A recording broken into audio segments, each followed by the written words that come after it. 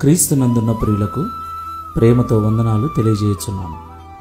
July నెల 20వ తేదీ 2025.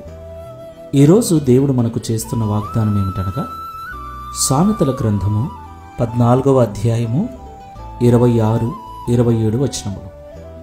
యెహోవా యందు భయభక్తులు కలిగి ఉండుట బహుధైర్యము పుట్టించును, అట్టివారి పిల్లలకు ఆశ్రయ స్థానము కలదు. ఆమెన్.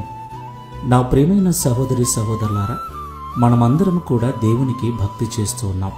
అయినా కూడా అనేక సందర్భాలలో ధైర్యము చెడిన వారమై కృంగిపోయిన పరిస్థితులలోకి వెళ్ళిపోతున్నాం. నా ప్రియమైన సహోదరి సహోదరులారా, ఈ లోకములో మనల్ని భయపెట్టే సంఘటనలు, భయపెట్టే మనుషులు మన చుట్టూనే ఉన్నారు.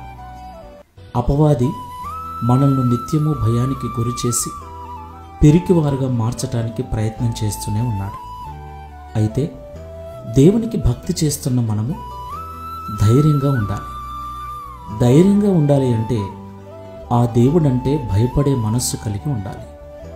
కేవలం భక్తి మాత్రమే చేస్తూ దేవుడంటే భయము లేకుండా మనం జీవిస్తే, భయము లేని భక్తి చేస్తే అన్నిటికీ అందరికీ భయపడవలసి వస్తుంది.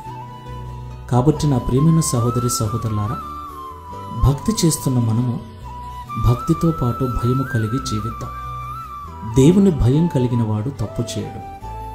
దేవుని భయం కలిగిన వాడు పాపము చేయడు. దేవుని భయము కలిగిన వాడు ధైర్యంగా ఉంటాడు. అంత మాత్రమే కాదు, వారి పిల్లలకు ఈ లోకంలో దేవుడు ఆశ్రయస్థానంగా ఉంటాడు. ప్రార్థన చేసుకుందాం. ప్రేమ స్వరూపుడైన తండ్రి, పరిశుద్ధుడైన ప్రభువా, మీకు స్తోత్రాలు చెల్లిస్తూ ఉన్నాం. ఇంతవరకు మాతో మీరు మాట్లాడిన ప్రతి మాటను బట్టి స్తోత్రాలు. నిజమే తండ్రి, భక్తి ఎంతగానో చేస్తూ ఉన్నాం.